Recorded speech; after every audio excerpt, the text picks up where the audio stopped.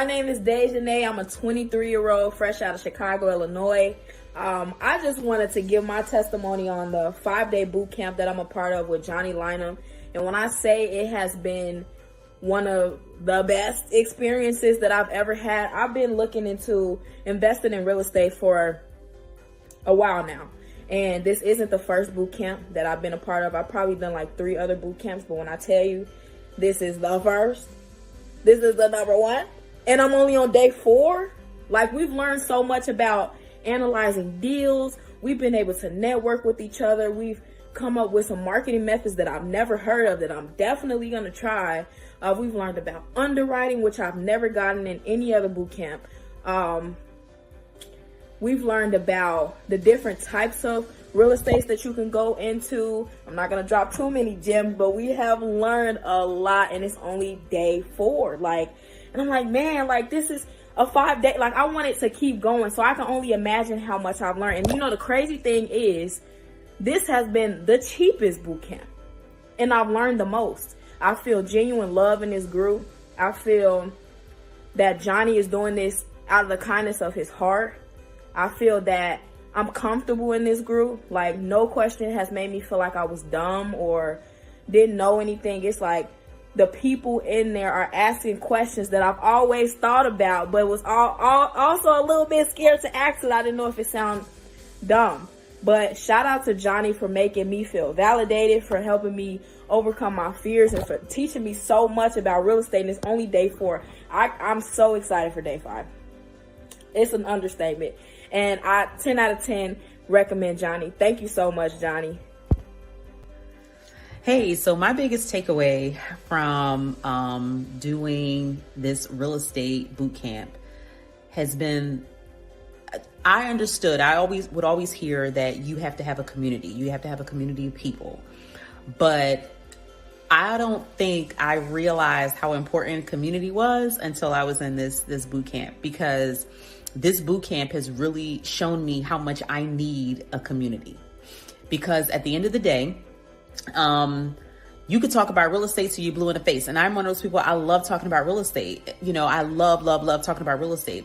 But if you are not talking about it with the right people, and I love educating people on real estate, because there are so many people who don't really know anything about real estate investing or real estate in general, or what the options are, what you can do. And I'm still learning too, but the power of being connected to the right community is so important, and it's critical. So that was one of my takeaways. My other takeaway that I got from being in this community, from learning about being in this real estate boot camp, is also learning about so many different ways, subject to, that was a big one for me, because I had heard about it, but oftentimes you think certain things are only limited to residential. And if you're a person who loves, commercial and doing multifamily, you think you're limited as to what you can do. So to learn that I could also do subject to with a commercial property was just mind blowing for me. Those were the biggest things. And also too, big ups to Johnny, and just being willing to do deals with some of the people in the group. One of the things that I learned from, I won't name other, company, other masterminds and other, circle of people that you might join. But one of the things that I've realized is that oftentimes those other types of groups and masterminds and inner circles, they want you to just bring them deals. They'll say, oh, this is what my criteria is. Just bring me deals, right? But oftentimes they don't tell you how to go about doing certain things. So shout out to Johnny. That was something that I definitely took away from. I think he gave so much pertinent information, and the wealth of knowledge of everybody in this community is insane. We all have something to add to this community, and it's just dope. So those are my biggest takeaways.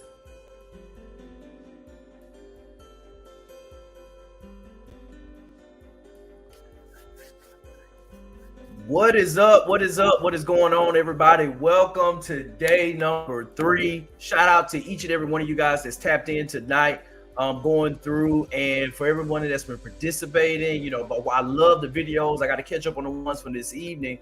But for everybody that posted last night, this morning, and just hearing the stories, hearing the goals, the opportunities that you all have and you see in front of you and what you're looking to do, that is super cool. And that's what these groups and what all the community is all about, is you being able to bring your expertise and value to the group, but then also to be able to receive as well too. Because I'm a true believer, if your hand is closed and you're holding on to everything that you have, there's no way for nobody else to pour inside you. But as soon as you start opening up your hand to give, you're also in a position to receive. And so that's what we're all about tonight. And hopefully you're going to receive some real pertinent information tonight, that we're going to talk about the wealth, and we're going to talk about the money. We're going to talk about what it takes to be an astute investor, what I've learned on my journey to build my $1 million portfolio up, the guys and the gals that are in the community, other communities that I'm a part of, what are they doing? What have I seen others do? What have I seen the other successful people do to get to where they are in life? And we're going to break down the multifamily asset class tonight. And so we're going to dive into it because I'm super passionate about real estate, in particular multifamily, just because the accelerated wealth that you can build with that. So with no further ado, we're going to dive into what millionaires know about building wealth. And we're going to dive into it tonight and get going. And from there, have some really good conversations about what it means to build wealth and kind of what are the next steps for each and every one of us to kind of do an assessment on how we can build on those goals from last night, and how we can improve that mindset and take that new refined mindset, those limiting beliefs that we got rid of, and how we can move forward with building wealth. And so with no further ado, we're going to get going tonight. But today's mission is to understand better what millionaires know about building wealth. We're going to talk about the mindset temporarily, kind of rehash that. We're going to talk about 7 common myths about wealth, the traits of the millionaire mindset. Also, we're going to talk about what 90% of the millionaires know. That we know that 90% of millionaires were made through real estate over the last 2 centuries. And so understanding that, it's like, okay, how can I participate as well too, based off of that? Because knowing that, it's one of the asset classes where you can buy distressed assets, improve the value, and make a lot of money over time. And so that's one of the things that we want to be able to focus in tonight. It's like, okay, how can we participate in this process and go from there? Next, we're going to keep going and kind of build off the multifamily, how you can leverage that for wealth creation, the action steps that you can take to get started. And so one of the 7 common myths about wealth is, we hear this all the time, that wealth is only for lucky people, or, you need a high income in order to build wealth. No further than that from the truth. Investing is only for the rich. It's only left up for the rich. Some of these are kind of limited beliefs that people have said. You may have heard some of these cliches as well too. But then also, debt is always bad. Shout out to all those who follow my guy in Tennessee. What's his name? Dave Ramsey. I don't even like to speak his name. But Dave Ramsey is all about, in which for people that don't have an investing mindset, for those who don't understand how to build wealth, then yeah, there are some things as bad debt. If you don't know what you're doing, if you don't know how to leverage the debt, then yes, it can be bad. But there is a better way to think about debt, because that leverage allows you to control and buy assets that you can build wealth with over time. And so that's one of the things that we love about real estate and being able to build wealth through that. And so understanding how to leverage debt is going to be critical on being able to scale and being able to do more deals in the future. And so that's one of the things that you got to be able to understand is on how you can leverage debt in this scenario. Wealthy people, they live lavish lifestyle. I was just talking on live with Gene on YouTube a little bit a while ago, actually tonight, and he was like, wealth is silent. A lot of times you don't see wealth. Who was it? I think it was Jeff Bezos, and they were saying he pulled up at the Starbucks and he was driving like a Honda Accord. This is some years ago. But things like that, like wealth is silent. You can't necessarily see wealth. Financial markets are too risky. And, and that comes from the risk is too risky because you don't know about it. You don't have the knowledge. The knowledge of any situation, the knowledge of any asset class is what lowers your risk and amplifies your returns. And so that's one of the things that you got to realize and put in the work, because guess what? You don't really need to diversify. If you understand this asset class, real estate, why do you need to go and diversify into, selling ice cream? If all you know is real estate, if you're really good, then you need to focus in on the asset and that niche that you have the focus and expertise, because that buys down your risk and that gives you your competitive advantage over a lot of other people, is being able to focus and have that commanding knowledge over that asset class. And then one of the other myths, you can't build wealth quickly. And we're going to just kind of go through. In reality, smart planning and hard work, it's not just luck. Anyone can be successful and build wealth with budgeting and smart financial choices. Anyone can with various options based on their goals. Investing is only for the rich. No, anybody can invest. Some debt can be bad, but guess what? It's not an ultimatum. There's also good debt. Guess what? If you live frugally, you focus on investing rather than spending, you kind of cut back in some areas, then yeah, you can build up more income that you can eventually invest. And we're going to talk about some different options on how you can produce your income, because I'm of the mindset of, okay, it's cool to reduce your expenses, but at a certain expense, at a certain point in time, you've exhausted all opportunities to cut your expenses. And at some point, you can have exponential options and potential to increase your income infinitely. So let's focus the energy on how can I increase my income instead of just focusing on how I can reduce expenses. Understand and manage your risk can lead to success, and it takes strategy, discipline, and time in order to build wealth quickly. 90% of millionaires are made through real estate. The things that kind of lend itself to being able to understand that mindset of a millionaire, and you have to have that transformation. I can't say that I always thought that way. It was a learning process. And once I figured out the learning process and saw how people were really moving, having conversations with more and more people, interviewed people when I wrote my book, Millionaire Real Estate Success Strategies, what they forgot to teach you in school, and just sitting down and just going through and looking at the interviews, listening to them. It was like, okay, long-term vision and planning is one of the key things. They're looking long-term out.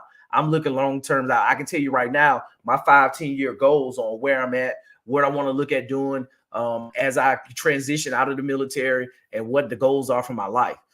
Having calculated risk and potential returns. You're looking at the risk. How can I reduce my risk? What is it too risky? Is the return worth the risk? Should I go all in on these opportunities? These are the conversations that you have to have when you're looking at opportunities to invest. Diversification. Am I diversified properly? What's the difference? What's the mix of my asset allocation? Is it all single family? Is it going to be a mixture of single family, multifamily, stocks and bonds, mobile home parks, or whatever it's going to be, or investing like in some private equities, just maybe into some restaurants, some different businesses that I'm passionate about. From there, what's the tax efficiency? Is there depreciation associated with it? How do I save money? It's not all about how much money you put in your pocket. It's how much you can keep. And that's one of the things that we're going to talk about a little bit more when we get into multifamily. Good debt versus bad debt, and having that financial literacy, that foundation, and that continuous learning to continue to evolve and grow and as an individual with your mindset in order for you to be that astute investor to make really wise decisions, and being able to focus in on passive income and cash flow. That's something that wealthy people really know and they're passionate about, because what they know that they need to change their spending habits, because guess what? We spend the passive income. We use our earned income to invest, and then we spend the money that's earned from the cash flow when we start talking about real estate, because guess what? It's taxed at a way lower tax bracket than earned income. So what is the psychology of wealth? The primary purpose of money. And this was one that I didn't know, that I learned later in life, that really helped me. And from when you look at the mindset for us, how having a poor mindset, or someone that's not well off established, that you think that you work, you go to work, you get your money is made to pay bills and to buy stuff, necessities, and eventually, you may get some things that you want, but it's primarily just for you to survive. But then when you get to the middle class, you think about it, it's one, you want to be able to create and maintain good credit so you can go buy stuff with the credit and just continue to work to pay down the bills for the stuff that you bought, that you own now, and then you got to pay it off over time. And you just kind of get into that repetitive cycle. And then we have the wealthy mindset that's focused on how can I turn my money into more money.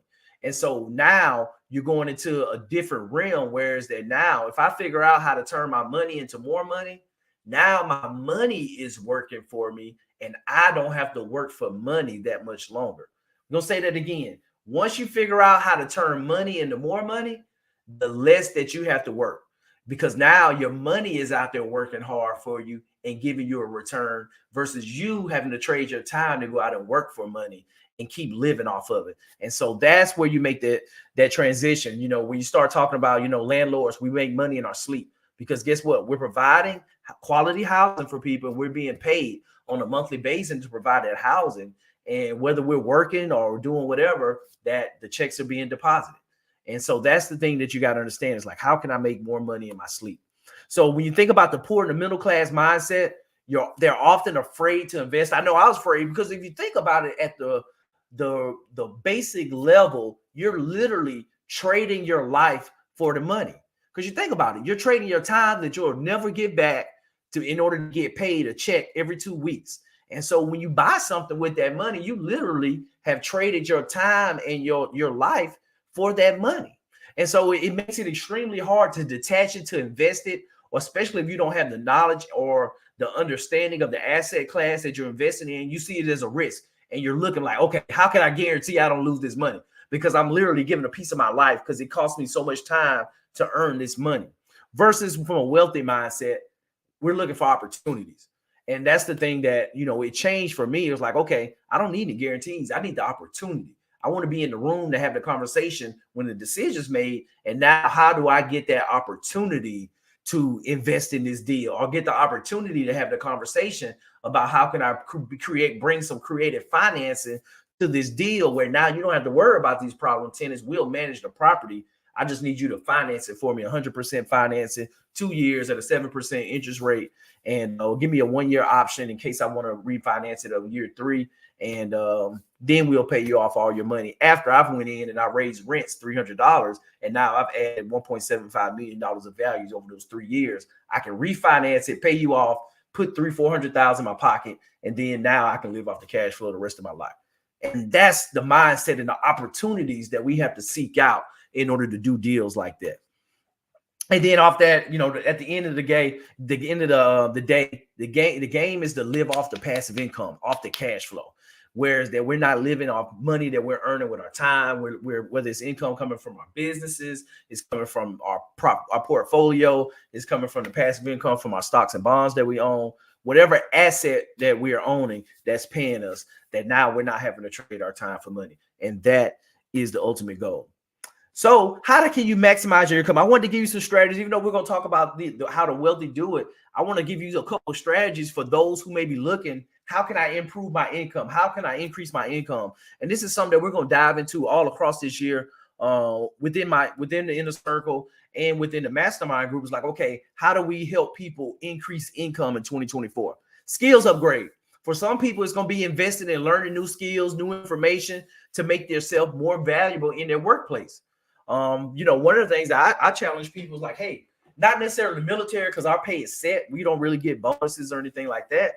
But go and ask your supervisor tomorrow. It's like, hey, how much income or how much profit do I earn the company? And if you go in like, okay, how much additional profit do I need to earn the company in order to command a $30,000 raise this year? Or $50,000 raise? What does that look like? What do I need to do personally in order to get that raise? How much revenue do I need to generate for our business in order to get a $30,000, $50,000 raise? And now I had your supervisor thinking about it. I'm like, okay, yeah, it was like, one, I'm like, I may need to watch this person. He may be having my job. Or two, they're going to be thinking like, okay, let me look at the numbers. Hey, I need you to do X, Y, Z, and I'll pay you an extra $50,000 this year. And so it's just having those conversations that's going to allow you to increase your income. Side hustles. Real estate started as a side hustle for me, that you know, you can explore those additional opportunities of what you're good at, what you want to do, passion projects, things like that. And I view a side hustle as an on-ramp. It's a gradual off-ramp off the interstate that, you know, you can still be working your W-2 job, but guess what? You're working to drive off the main highway overtime. And like, hey, once I start making enough money with this side hustle, my passive income gets up, guess what? I'm taking the back road to life. I'm getting off the hustle bustle, the fast life out here. And I'm just sitting here going into slow motion. whereas that I can live on my own terms. And that's what it's all about. I need to plug this computer up before it goes out. But one of the things that you need to focus on is like, what side hustle can you focus on in order to increase income? That a lot of times we think like, well, nobody really wants that, or nobody's interested or passionate about what I'm into. So, but look at different opportunities on where you can add value and create a side hustle. Invest wisely. You can look at putting your money to work through smart investments to generate additional income. We talked about stocks, bonds, real estate, creating passive income, investing in businesses, things like that you can allow you to create passive income. Different passive income streams, we talked about that, such as rental income. We'll dive a little bit more on the real estate side.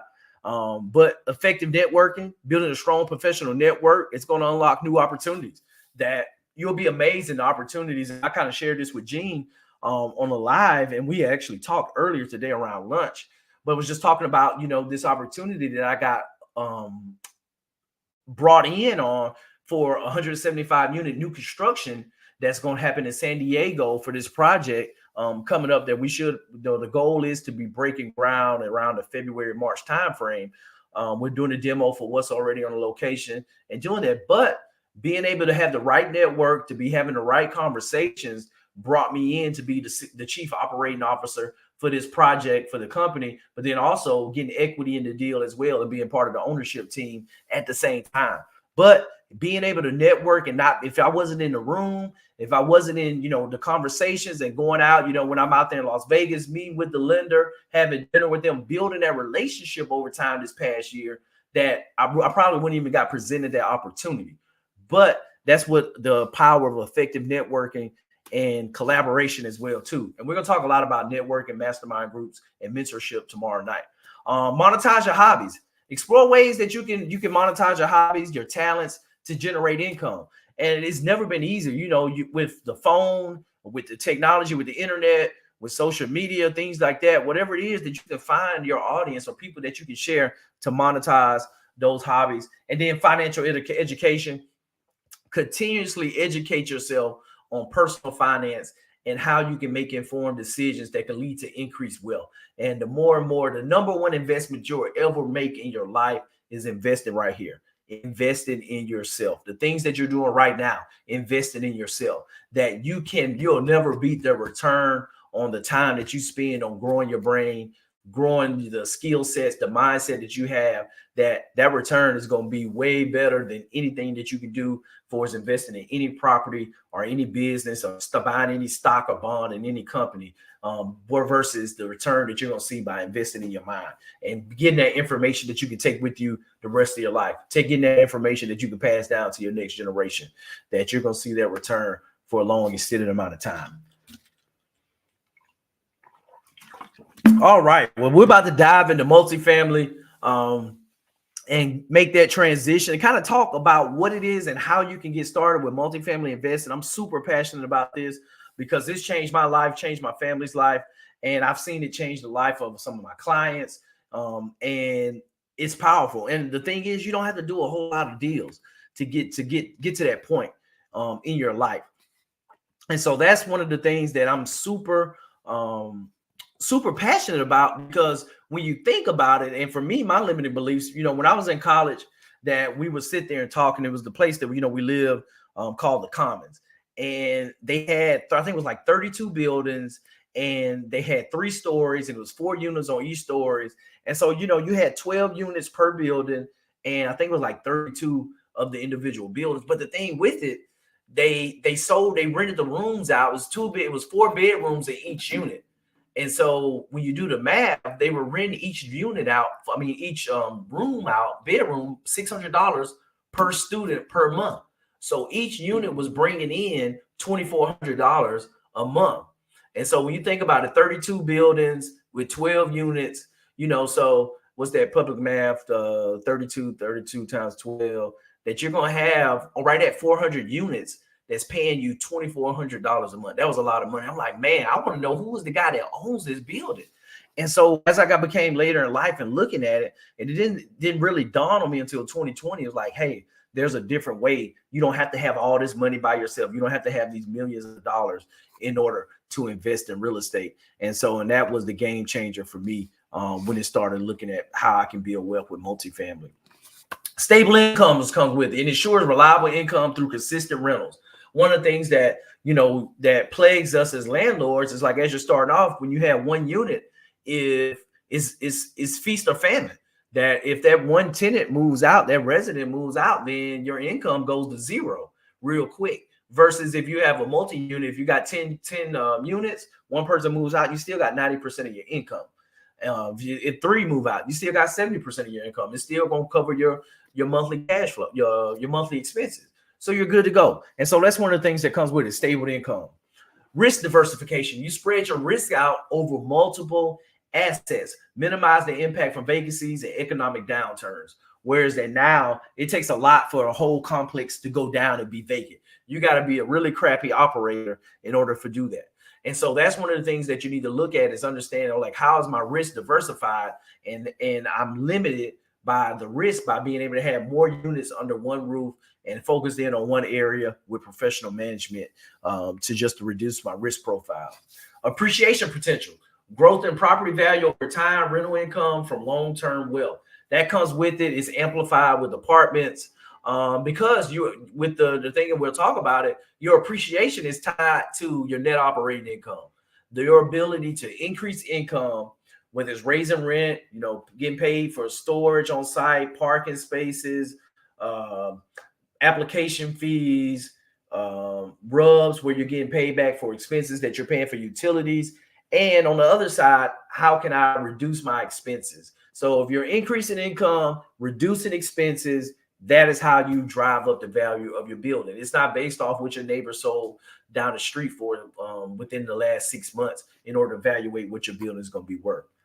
Portfolio expansion. You can diversify, grow your portfolio with multifamily properties. You can buy an apartment in Georgia, one in Florida, one in Phoenix, one in California. If your tornado hits in Panama City like it did 2 days ago, you don't have to worry about it impacting your apartment complex in Phoenix or the one in Georgia. So you're diversified and your portfolio is expanded at the same time by having multiple properties in multiple locations. Wealth creation that happens with it, with the income and appreciation over time. And then, of course, the tax advantages that come with real estate, with the bonus depreciation that we've seen over the last few years, with being able to have those phantom losses that wipe out income. And that just makes it even more advantageous with multifamily. Then, of course, the economy scale, just the efficiency that comes with the property management, with having all the units in one location, one landscaping contract, one HVAC contract that you have to manage the filter change outs and things like that. Also, you have more units under one roof, and you have everything co-located in one location. You're not running around 20 different houses all over town versus having it all in one set location that you can manage. The tax advantages of multifamily. Number one, depreciation benefits. You can I'm not a CPA, so talk to your CPA. Just put that disclaimer out there. But maximizing cash flow, you're reducing your taxable income. At the end of the day, if you don't walk away with anything tonight, remember, it's not about what you make, it's about what you keep. We'll say it again. It's not about what you make, it's about what you keep. The depreciation benefits is one of the best benefits out there. If you want to know how to save your money and how to not pay taxes, read the IRS tax code, or have a CPA that's really good that focuses in on the tax code and how you can benefit. Because you think about it, when you work and have earned income, the IRS, they get their money before you do. They deduct your taxes before you even get your paycheck. But when you look at it like with small businesses and with real estate, we don't pay taxes until the following year. And you can file an extension. I think I paid just 22. I didn't pay my 22 taxes until October, right before the deadline. October 23 is when I paid my taxes. And guess what? That it wasn't a whole lot because we have depreciation. And I'm going to show you from the profile from my 18 unit with what it looked like with the taxes. Because when you bring in depreciation, and one of the strategies that we leverage is with my wife, that since she stays at home, that since we have multiple real estate businesses, that she can be considered, because she works over 750 hours a year towards the businesses, that she can be considered a real estate professional.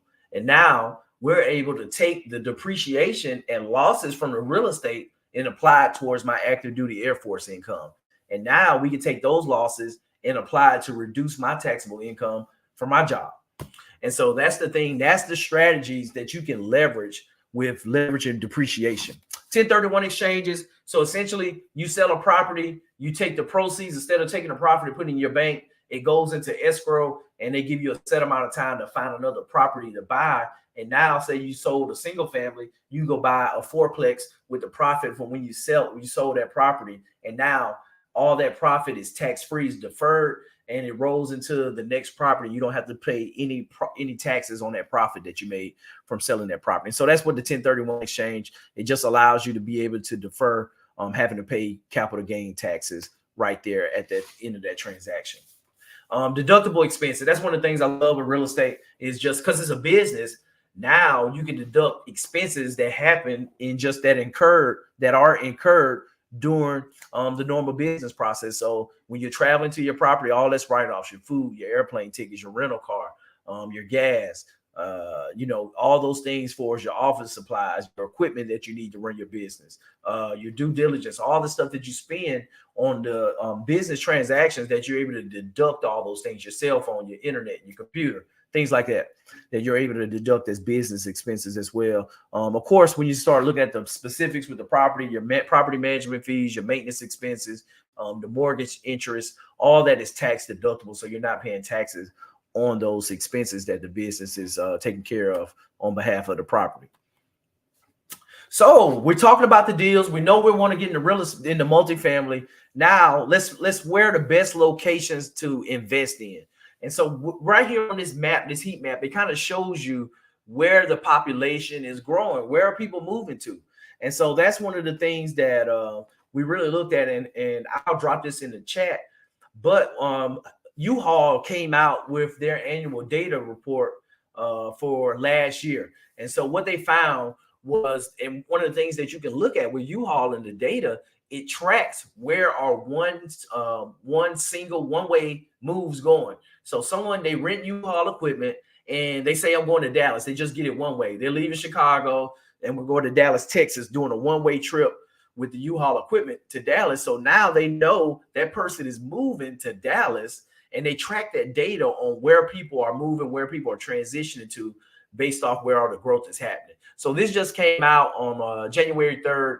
And you can go, and I'll post this article in the group, but it tracked the top 25 cities for growth.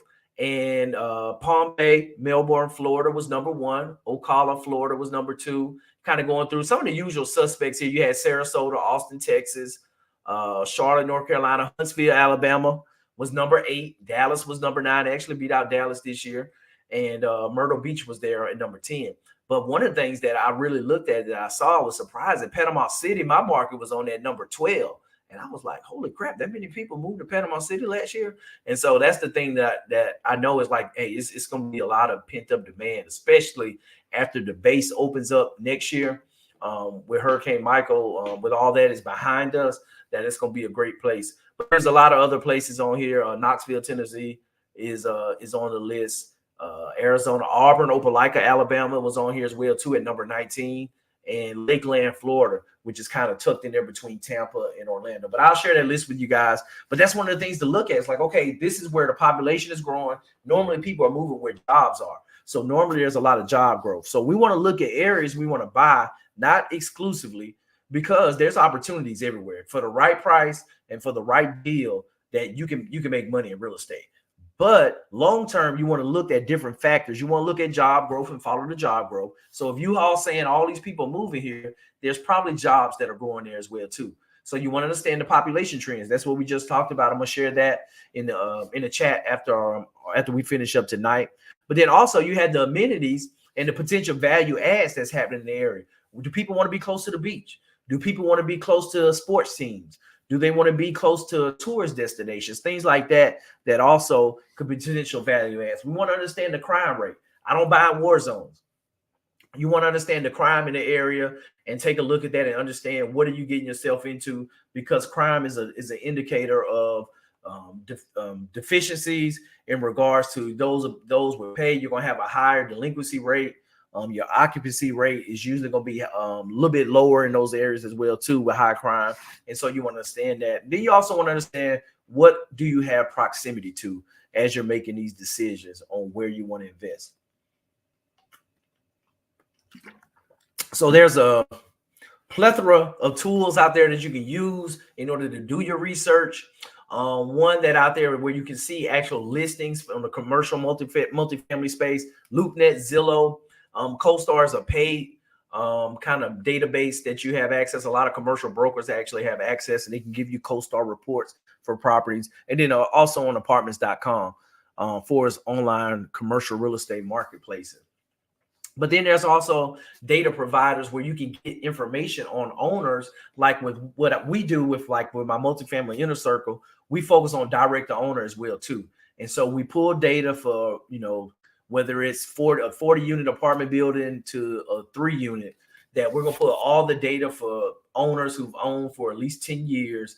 And we're going to reach out. We're going to send our mail to them, whether it's letters, postcards. We're going to call them. We're going to text them. We're going to get all that information. But there's data providers that gives us that information on the owners, where we can reach out to them and start having conversations. And so then also you got local government websites with the county record search, where you can get tax information, ownership information as well too, where you can start contacting some of these people who maybe own assets that you drove by and they may be vacant. You see windows boarded up, things like that are kind of indicators of distress. And we can reach out and have conversations with these owners to see, hey, can we help solve the challenge that they're potentially facing with their property? And then just market research reports. CBRE is a big one, a huge lender. JLL, Marcus, and Milchamp, they publish a lot of regular reports on just like different cap rates, the capitalization rates for different areas. They talk about a lot of the Blackstones, BlackRocks, the big hedge funds that's buying multifamily, and kind of where the trends headed through the next year, the next couple years. And so they give you a lot of the perspectives on where things are going across the industry. And then, of course, Crime Rate Watch. There's some different websites that we use that to kind of identify where the crime is. Spot Crime, Neighborhood Scout, and Crime Reports, whereas that you can get an understanding of just what the crime exposure is in the area where you're looking at a potential multifamily deal. How do we evaluate the property? So I know you guys should have the workbooks right now. Say, okay, we got a question. Roland said, what is that software that you use? So Reonomy is one of them, where for us pulling that data for like the list. Yardi Matrix is one. Crexi Intelligence has one. CREXI, they have one as well too, where you can access it. And then of course List Source is another one where you can pull list data for to find those owners as well too. No, great question. So with this, we got a problem. We should have this one in your workbook, but we want to kind of walk through just kind of how do we evaluate a deal at a high level. And so this one here, Charles found a motivated apartment owner in Birmingham, Alabama. The owner self-manages multiple apartments and is interested in providing some form of seller financing for his 10-unit property if they can agree to terms. Currently, 9 of the 10 units are leased. So the seller stated his current net operating income is $65,000 a year. From his research, Charles knows the cap rate in the area is 7%. The annual pre-tax cash flow is $25,000. So he's bringing in net operating income $65,000 after he pays his mortgage. Now what's left over at the end of the year is $25,000. Is this a deal? So we're going to walk through it. So step one, what we need to find out is like, okay, what's the market value of this property? So in order to get that, to understand what the current market value is, you want to understand what the net operating income is for the property. So all that is all your income that's being produced by the asset, and then you subtract out all your expenses that's being paid for the property. That gives you your net operating income, with the exception your debt.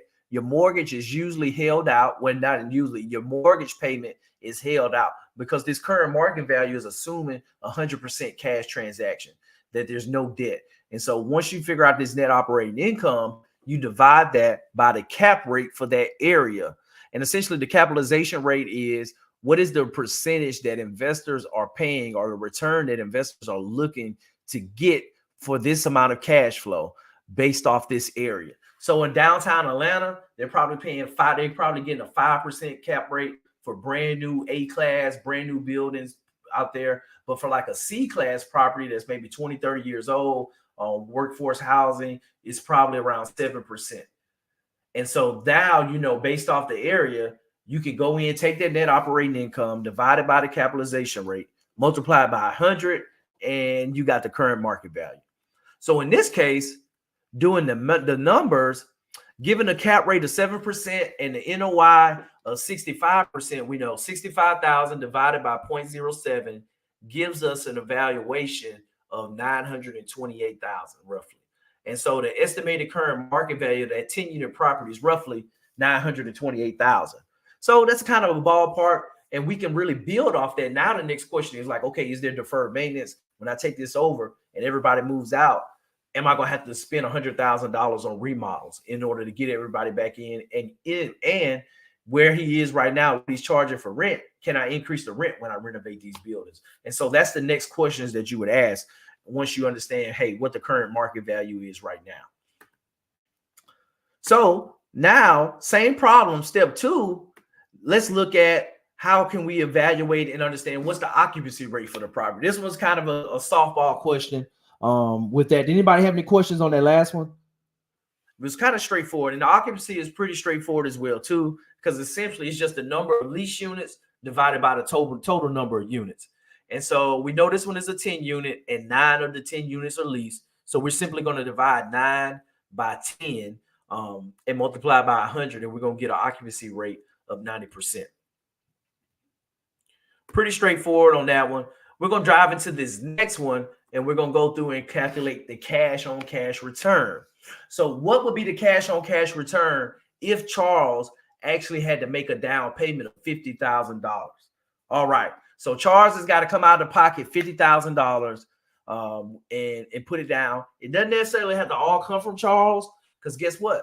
If Charles is going to make enough money on this deal, he could actually borrow $50,000 from a private investor, pay them the amount of return that they want, and then everything that's left over is his. And so there's different opportunities where you don't actually have to have all the money yourself. And I'm going to talk a little bit about my deal, my first deal that I done, that my credit union told me, they're like, hey, as long as you put 5% down, we don't care where the remaining 15% of the down payment comes from.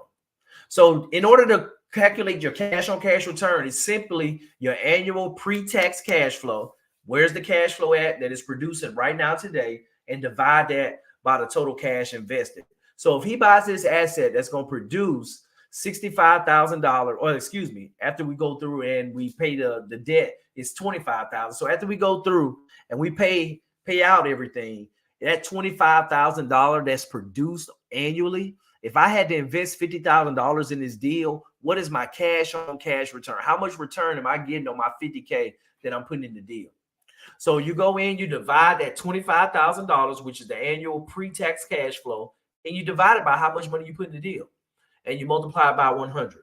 And so when you go through and do the math, you end up with a 50% cash on cash return. For those that are really good at math, they probably looked at it like, okay, 25 over 50, boom, 50%. And but just going through and understanding, now you're getting a 50% return cash on cash. If you have to, the seller said he wants 50% down buying it. This is not even looking at if I raise the rents $100 per unit right now, that's going to give me an extra $1,000 a month times 12. That's an extra $12,000. So now instead of $25,000, it's actually $37,000. You can go in and make that improvement because you know, hey, he's been under market rent. And a lot of self-managing landlords, they don't keep up with the market rent. And so that's the thing. You can look for a few opportunities to increase the income. But right now, today, if you can control this asset with only $50,000 down, it's going to pay you $25,000 a year. So you're going to make your money back in 2 years, 100%. You're getting a 50% return on your money. So now if you go and find an investor that says, hey, I'll loan you $50,000 and you just pay me 10% return on my money, it's a great deal because guess what? You're making 50% return on the money. So now you pay them 10%, and guess who gets to keep the remaining 40%? You do, because you're controlling the deal. And so that's the different things with the strategies where you look at it, and with the size of multifamily that allows you to bring creativity into the deals and be able to have enough spread where you can make money and become really wealthy by being able to put deals together like this in order to build wealth. And so let's see here. Can you DM me this link where the workbook? Okay, we got a couple of people that need the workbook. So we'll definitely get that to you all right there. Faye will hook you up. But this is how some of the deals and with how you can structure deals to be successful in multifamily. And so once you get it under contract, you say, you know what? I can find $50,000 because guess what? I may not have it in my pocket right now, but I know somebody in my mastermind group, somebody in my community, or matter of fact, I got money sitting in my retirement account from my last job that's just sitting there that I'm not doing nothing with. And somebody told me that I can actually put that in an IRA, in a self-directed IRA, and I can buy real estate with my IRA and do it that way. Boom, solution. And so now we got it under contract. We agree with the seller. Now we're doing our research. We're digging in in the market a little bit more analysis. We're looking at our exit strategy, or we're going to go in and increase rents $100 over the next year or two. Then we're going to look at refinance, and then we're going to pay off the original mortgage that we had with the seller. Or, you know, are we going to look for different financing options? So we're going to look through all those things and see how we bring out and create our business plan for this property. Because when you, at the end of the day, when you buy an apartment, you're buying a business. That's essentially what you're buying, because you're buying an income stream. It's all about the P&L, the profit and loss statement, income and expenses. And so we got to get really good at increasing income and reducing expenses. And that's how we add value and make a lot of money. And so now we're going to analyze the deal. We're going to look at that financial analysis. We're going to look at comps to see what's the market rent, what are other people charging for rent. We're going to review the leases to make sure everything they told us was accurate on what people are paying or when their leases are due. And also we're going to look at the rent roll across the board. When did people move in? How much security deposit they paid? Is everything matching up with the data that we've been given, and kind of analyze it? We're going to inspect the property. So we're going to do the financial inspection with the documents and the records, but then we're also going to do a physical inspection for the property. We're going to do the property walkthrough. Your lender, or if you don't have a lender, you should get an environmental assessment just to make sure like it wasn't built over like old gas stations and there's like gasoline tanks underground or things like that that could damage the environment. So you want to be cognizant of that and get that environmental assessment done.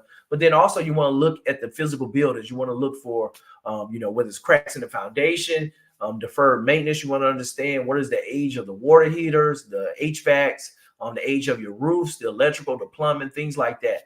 And so we don't need to know. We don't know what those things look like all the time. But guess what? We hire professionals to do it. So we hire professional property inspectors, so we don't have to know all that information. And that way we get the reports. They allow us to be an educated investor. And now we analyze the deal and the whole process that we're in due diligence. Once we got something under contract, is there anything that's telling me that this is not a good deal?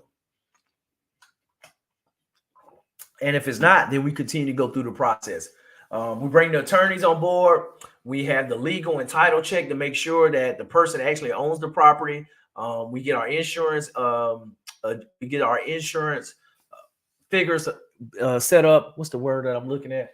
That we're gonna get a quote. That's what we're gonna get an insurance quote for our insurance provider, and then we're gonna also look at what the taxes may be prorated at based off our new purchase price for the county. What could we look to be paying in taxes the next year, and understand that information. And then we negotiate if we need to make any changes to the deal structure, and we close. And that's the process that we kind of walk through each property, but every property is different, but you're going through that same mental process in order to get there. And so when we're thinking through the different financing options, we look at it like that one deal that we did, creative financing. You can use traditional banks. You can use other people's money, or you can look at different private funding, joint ventures, hard money, private individuals, or you can look at syndication where you pool the different resources together. Some of those have different legal considerations as exemptions that you have to apply for with the SEC, the Securities Exchange Commission, that just they govern that whole process with like selling a security. And so things like that you have to manage. And that's why you have the right attorneys and understanding the right different structures that you can set up in order to build wealth. But you're limited by your creativity, especially multifamily, because most of the owners are somewhat savvy and they understand based off the condition of their property and based off, if they're not fully optimized for like their occupancy, they know it won't qualify for traditional loans. And so they're more inclined to provide some form of seller financing to get the deal done. Property management essentials. So this is age old. A lot of people, I can do it myself. I don't want to pay 10% for a property manager. And I would tell you my situation, I've done it both. I managed my 18 unit the first 6 months of ownership. And I'll tell you, I'll never do it again. The best day ever was handing over all those keys to the property management company. And they've done a great job ever since. And it saves you time. They have the expertise and experience. They manage the residents, the maintenance coordination. It was the craziest stories. I bought my complex in the middle of COVID, and we closed June of 2020, and COVID had kicked off during the due diligence process and all that. But I'll tell you, when I handed those keys over in November, that it was amazing how people started paying on time. Like, I would stop by and work in uniform, and they respect the military uniform, but you would get the stories. Everybody was late. I wasn't charging late fees. And, the majority of people paid. We had 1 or 2 people that were just completely negligent. But it was funny. One of the ladies who was behind, she was behind almost $4,000. They served her and told her, hey, yep, you're going to have to move out. And magically, this lady popped up with the money in like 3 days and caught up all her back rent. And so she didn't get evicted out, because the thing was, there was nowhere to move, because we had been like 2 years removed from the hurricane. And so it was a lot of damaged houses everywhere. And so you had a lot of workers that came into the area. So it really wasn't anywhere to rent. And so she couldn't go anywhere and move. And so she just paid her back rent just because she was, knew she didn't have to make the payments. And so things like that just happen, that when you have the structure, have a business on the other side of it, that people take it a whole lot different than you as the landlord. And it's like legal compliance, that with the legal laws that you need to be adhering to. They have lawyers on staff for the property management company. It is a cost, and you have a little bit less control. But on the flip side, it's a time commitment. If you're self-managing, the expertise required, you got to stay up on the laws, because ignorance is not okay. It's not an excuse when you're before the judge that you didn't know. Direct communication with residents. You had the challenges. They're calling you when somebody's playing loud music, somebody's smoking weed and all that stuff. Did you get called? I'm like, man, okay, I'll talk to them. Y'all adults, the spits, the spats and stuff, that they don't like each other. And then emergency availability, cost savings, and hands-on control. So if you're doing it, like with me, we've managed some of our single family rentals we used to live in, just so my wife we can say that, hey, she's managing this stuff and she's the real estate professional for the tax purpose. So we had to, have actually hands-on and have some management going on. But those were straightforward. It wasn't a complex. So, as you're thinking through, who do you need on your multifamily team? We talked about the different things for its underwriting, but, working with realtors and brokers is a great option to bring you deals. You can find deals on your own. Your property manager, they're definitely a instrumental part of the team. I can tell you some stories. I learned some stories this year with firing 2 different property managers for my deal in Alabama, and going through that whole process. That it's been quite the process, but it's part of the journey. But really, having a property manager, because your property management, they can take a really good deal and turn it into a bad deal if you let it. But you got to be an active manager. You got to be involved, and you can't be afraid to pull the trigger if you need to make change. And that's one of the things that we say, that you want to hire slow and fire fast. That when people show you who they are, believe them and do what you got to do. You want to have an accountant on your team to have your books. You want to make sure you have your bookkeeper and have your books in order. And then you want to have your attorney for legal advice, to review your documents for your joint venture or for your syndication, or, promissory notes, or however you're doing, your business. And then just for any litigation disputes, you want to let the pros be the pros. And that's why you have pros on your team. But building your multifamily investing team, you can network and find reliable team members. You can attend real estate events, meetups, to find people that you can bring on your team in your market. Different real estate forums, online social media groups, real estate association clubs, your local RIA, the meetups, real estate conferences and trade shows. We talked about that. We're going to talk a lot about that tomorrow with networking, masterminds, and mentorships. and just local real estate agents and property managers, and talking to other investors. Just getting referrals from other people who have worked with people and they have personal experience goes a long way with kind of shortening that learning curve, and you don't have to figure it out on your own. So when you really want to seek out referrals and make sure that that you understand what it is that you're getting into when you start signing up with this company or with this vendor or doing business with people, that referrals are great ways. And then those testimonials and references, they go right there with the referrals. Whereas that now you're not trying to figure it out, that you actually know somebody who has experience with them. And, you still could get burned, but it's highly likely that you're not, if somebody has a really good reputation. And then make sure that you're always doing an interview with prospective team members for making sure that they're really good at what it is that they do. This one, we're not going to dive into this one a whole lot, but my first multifamily deal is kind of same thing. We talked about the cash on cash return, the best offer price, but there's calculators out there. You kind of walk through, you put it together, understand all your expenses, what's the market rent, what are they charging for rent today, and boom, you take that, you get your offer, and then you put your letter of intent together.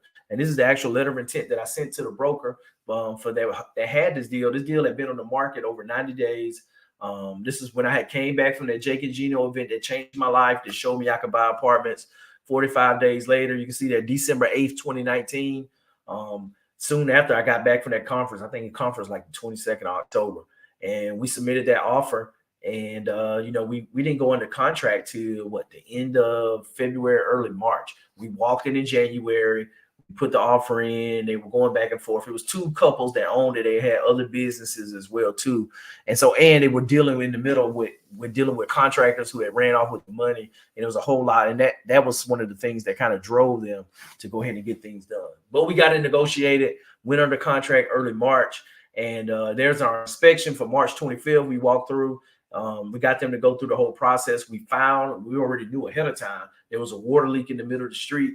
And so they had to end up spending $31,000 with Extreme Plumbing to come in and reroute all the water lines to the building. So, and that was something that kind of delayed closing, because we were negotiating. They were like, well, we'll give you the $31,000 to go into close. I was like, no, you're going to spend that $31,000 and fix this before I take ownership, because this is my first apartment and this has to go right. And I'd rather you get the work done now versus it gets done and then something else pops up in the middle of that. And so that kind of pushed us out to June timeframe to close, because we had to get permits. We had to get on their calendar for them to actually come out and do the work and get it done. But you go through that process. And the great thing about it, we got the appraisal done. I put together my private placement memorandum, because guess what? I ended up putting about half of the money down, about $110,000. And then I ended up raising $95,000 from other individuals to come into the deal. And so it worked out really well, where I ended up owning 77% of the complex. One of my college buddies, he put in $20K, he owned 5%. And then one of my buddies that I met in my first mastermind group, he ended up putting $40K in and raising another $35,000. And he ended up with 17% ownership in the deal. And so when you put it all together, it worked out really, really well. Whereas that I didn't have to take all the money from my fix and flip business and try to put it all in this one deal, that I was able to put half of it in and raise the rest of the money and give up a little ownership. Whereas that all the risk wasn't on me. And now it worked out pretty good. And so this was the cost segregation, kind of looking at the taxes on it, what we were able to do. So we were able to take $186,000 loss the first year. So if you think about it, we put down $210,000, and in the first year we had $186,000 loss when we started looking at what we could depreciate. So you just simply take the $168,000 for the 5-year property and in the 15-year property, and with the 2017 Tax Act that was passed, it allows you to pull depreciation that has a 5-year lifespan and 15-year lifespan. You can pull all that depreciation to the first year instead of spreading it out over that 5-year or 15-year time span. You actually put it all to the first year, and you can take all of it and accelerate it. And so that's one of the great things with real estate is, especially commercial real estate right now, with those tax laws that they made with the changes that really drove a lot of people to invest in this asset class the last 5 years or so. But the cool thing with this, 2 years later, we actually we got the units up. We actually took over an insurance claim. I talked about The contractor ran off with the money. There was still a little bit of money left in the insurance policy. It took us a year to get it, but they gave us $50,000, $40,000 for renovation, and $10,000 for lost rent. And we put that money into it. It was about $70,000 to $75,000 that had to go into the 4 units that were still down to remodel those. But 2 years later, we got a check back from the bank when we refinanced for $438,000. We paid off the $95,000 that we had raised for the investors. They got their $95K back, and we kicked in $20,000 from the refinance that went towards for them. So they ended up with a 17% return each year. So they got 34% return on their money for 2 years on that 95K. And then we ended up walking away with roughly $309,000, the three of us, that we had after we paid everybody off. Our new mortgage, it went up from $4,400 to $5,900. We got a 70% LTV. So with that, we still had 30% equity left in the deal. We had a 4% interest rate that's good for 5 years, and it appraised at $1.76 million. So we bought this building for $1,050,000, put $70,000 in it. 50 of it came from the insurance company, and in less than roughly in 2 years, the value came up to $1.76 million. And so taxes and insurance is about $7,800 a month, and it leaves with around $4,500 to $5,000 a month in passive income after all our expenses and our mortgage is paid. And the thing with it, that $309,000 that went to us, that was all tax-free money. We didn't have to pay taxes on it because it was a loan that came from the bank. And that's one of the strategies with how you can build wealth, where you can go in and do these refinances, and now you're pulling out tax-free money. And when you get that cash out, guess what you go do? You go ball out and go get a Ferrari or Lamborghini. No, what did we talk about? The millionaire mindset. What do you go do when you get with money? You look to go and invest and make that money grow into other money. And so that's one of the things that we did. We ended up in 2022 picking up 3 apartment buildings in Montgomery, and then picked up a 4th one. We're partnering up with Reggie on those deals in Alabama, and just buy more real estate. And so that's the goal. And that's how it happens, whereas that you can start making deals with conversation, where it starts with a 40-unit deal. You have a conversation, you're buying it, and then the other owner down the street who shares the property management company with that one hears that his owner buddy is selling. He's like, hell, I want to sell too. He's like, I'm 82 years old. It's like we built, both of them, their families built those apartments originally. And he was like, I want to sell too. And so the next thing you know, you're working a seller financing deal. Like, hey, if you can pay me $55,000 a door, which is a phenomenal price, that, hey, I'll owner finance these other 2 complexes. And, what are you going to say? No, I don't think that's too good a deal. I don't want to do that, Mr. Seller. No, you make it happen. And so it's been a phenomenal opportunity, phenomenal blessing. But the thing is, you want to continue to grow. And once you get active and get started, know that good things are going to happen, because we have that millionaire mindset. We have that focus and understanding that everything that we're building towards, our goals that we're writing down, that we're building to, when we get out here and have those conversations, that things are going to happen, that it's going to happen for our good. And so once you kind of go through, you keep it flowing, like I talked about, when you get that payday and you do the refinance, okay, now let me find another asset to buy. Let me find another partner to find, another deal to get into. And then you look at different strategies. When you identify the right time to sell, or maybe refinance again 5-10 years down the road, and then just continue to build that snowball effect from there.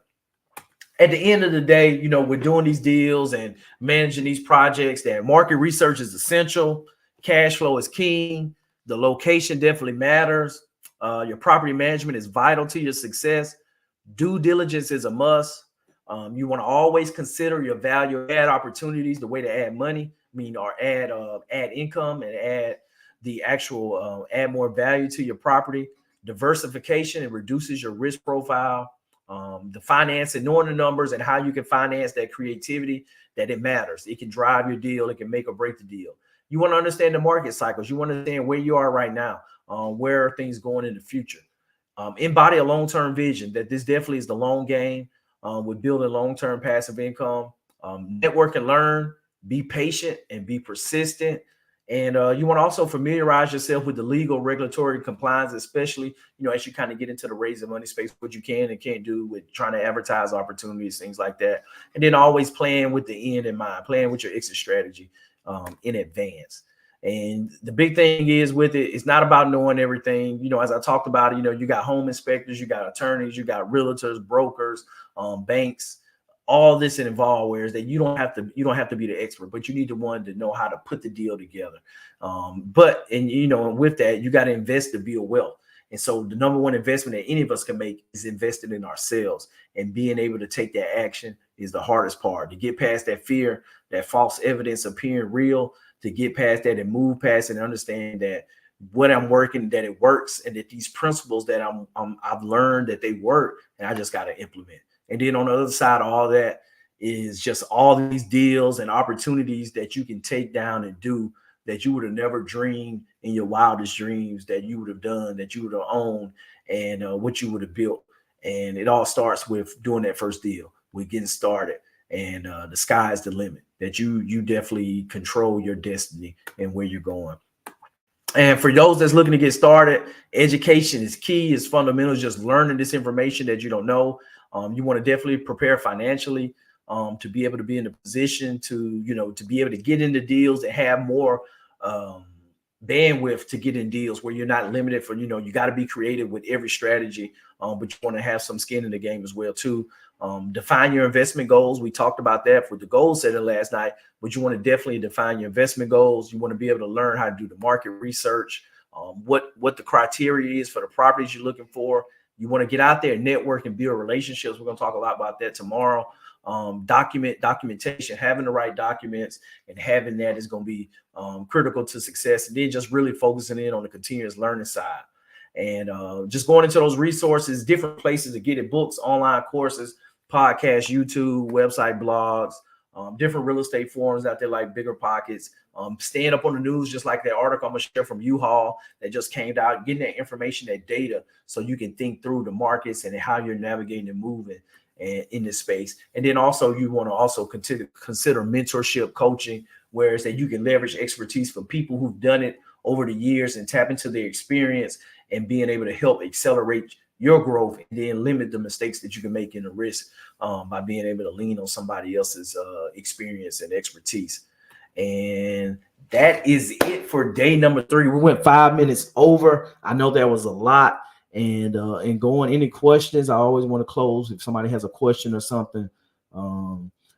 Make money, baby. Yes, Anjanetta, make money, babies, for sure. Yes, sir. Start with the end in mind. That's what we do, 100%. That's it for day 3. Check out the homework in your workbook for tonight. I love to get the feedback from you guys on your big takeaways. We're sharing a live video where you can share with one another. They can listen to your video, and kind of you guys can kind of build and collaborate off that and the feedback. And and just continue to pour in. We're kind of halfway through. Today is hump day. We're rounding out. Make sure you stay strong. I love the participation, the feedback with everybody in here. Tomorrow we're going to be talking about masterminds, mentorship, and networking. And then day 5, we're going to wrap it all up. We're going to bring it all together on the taking action and what those next steps look like. So make sure you all tap in, and I will see you all tomorrow. Be blessed.